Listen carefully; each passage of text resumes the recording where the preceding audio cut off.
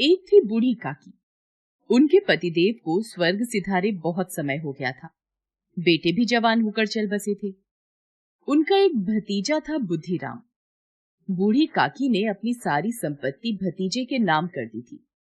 संपत्ति लिखते समय भतीजे ने वादा किया था कि वह बूढ़ी काकी की अच्छी तरह से देखभाल करेगा, किंतु वह अपनी जबान का पक्का नहीं रहा। उसकी पत्नी रूपा का व्यवहार भी काकी से अच्छा नहीं था। बूढ़ी काकी को वे लोग समय से भोजन भी नहीं देते थे। कहा है कि बुढ़ापे में आदमी का बचपन लौट आता है। यही हाल बूढ़ी काकी का भी हो गया था। उन्हें समय पर भोजन न मिलता या बाजार से आई कोई चीज न मिलती तो वे गला फाड़ कर रोने लगती। उनकी खाने की लालच बढ़ गई थी। बच्चे भी अपने माता पिता का रंग देखकर बूढ़ी काकी को सताया करते। कोई चुटकी काटकर भागता, कोई उन पर कुल्ली कर देता। काकी चीख मार कर रोती। पूरे परिवार में बुद्धिराम की छोटी लड़की लाडली ही बूढ़ी काकी के प्रति प्रेम रखती थी। एक बार की बात है, बुद्धिराम के बड़े लड़के का तिलक था। द्वार पर शहनाई बज रही थी। चारपाइयों पर मेहमान विश्राम कर रहे थे। घर की स्त्रियां गा रही थीं। भट्टियों पर कड़ाह चढ़े थे। पूड़ी कचौड़ियां निकल रही थी। मसालेदार तरकारी पक रही थी। पकवान की सुगंध चारों तरफ फैल रही थी। बूढ़ी काकी अपनी कोठरी में बैठी थी। भोजन की खुशबू उनकी नाक तक पहुंच रही थी। मन ही मन बोली, आह, कैसी सुगंध है। पर अब मुझे कौन पूछता है। जब रोटियां ही नहीं मिलती तब ऐसे भाग्य कहाँ कि भरपूर पूड़ियां मिले। बूढ़ी काकी से रहा नहीं गया। वे धीरे धीरे सरकती हुई बड़ी कठिनाई से चोखर से उतरी और धीरे धीरे रेंगती हुई कड़ाह के पास आ बैठी। रूपा तैयारियों में व्यस्त थी। उसे सांस लेने की फुर्सत न थी। सुबह से ही आराम नहीं मिला था।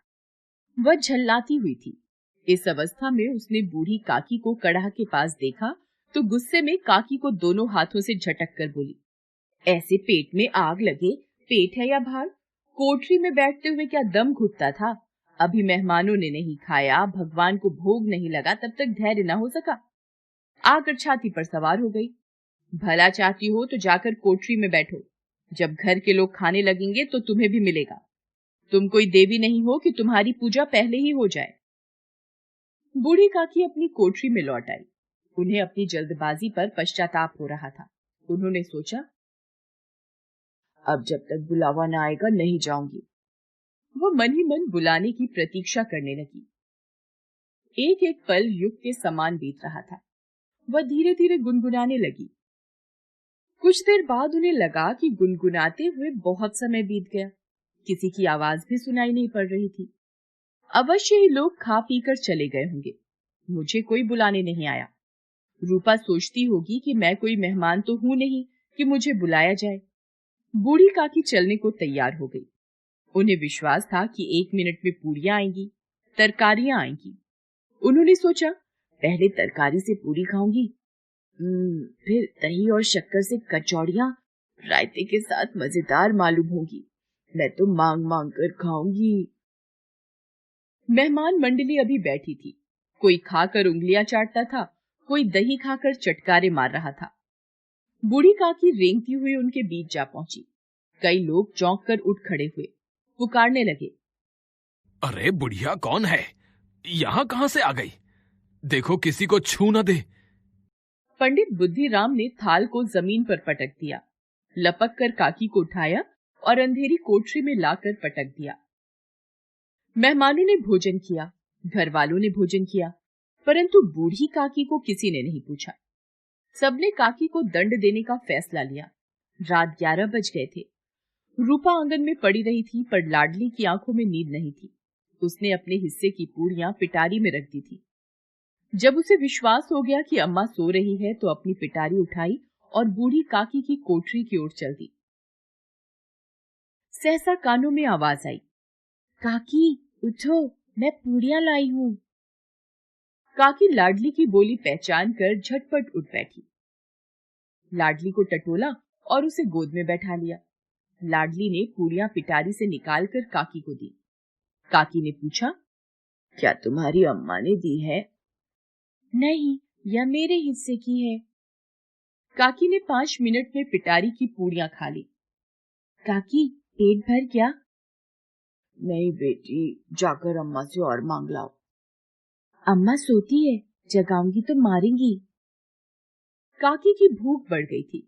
पिटारी की खुरचन टटोला, खुरचन गई। उनका हृदय महसूस रहा था कि पूड़ियां कैसे पाऊं। उनके संतोष का बांध टूट रहा था। उचित अनुचित का विचार जाता रहा। वे लाडली से बोली, मेरा हाथ पकड़कर वहां ले चलो जहां मेहमानों ने बैठकर भोजन किया है। लाडली ने काकी का हाथ पकड़ा और जूठे पत्तलों के पास ले जाकर बैठा दिया। दीन शुदातुर काकी पत्तलों से पूड़ियों के टुकड़े चुनकर खाने लगी। ठीक उसी समय रूपा की आंख खुल गई। वह लाडली को खोजने लगी। उसे वहां ना पाकर वह उठी तो देखती है कि लाडली झूठे पत्तलों के पास खड़ी है और बूढ़ी काकी पत्तलों पर से पूड़ियों के टुकड़े उठाकर खा रही है। यह देखकर रूपा का हृदय सन्न रह गया। उसकी चचेरी सास जूठे पत्तल चाट रही है। ऐसा प्रतीत हुआ मानो जमीन रुक गई, आसमान चक्कर खा रहा था। उसे बहुत ग्लानि हुई। करुणा और भय से उसकी आंखें भर आईं। उसने सच्चे हृदय से आकाश की ओर हाथ उठाकर कहा, परमात्मा, मेरे बच्चों पर दया करो। इस अधर्म का दंड मुझे मत दो, नहीं तो मेरा सत्यानाश हो जाएगा। वह सोचने लगी, हाय कितनी निर्दयी हूँ। जिसकी संपत्ति से मुझे इतनी आय हो रही है उसकी ये दुर्गति। मुझसे बड़ी भारी चूक हो गई। इस उत्सव में भी जहाँ हजारों लोगों ने भोजन किया, वहां इन्हें भरपेट भोजन न दे सकी, केवल इसी कारण से कि वह वृद्ध असहाय है। रूपा ने दिया जलाया, भंडार का द्वार खोला और थाली में संपूर्ण सामग्री सजाई।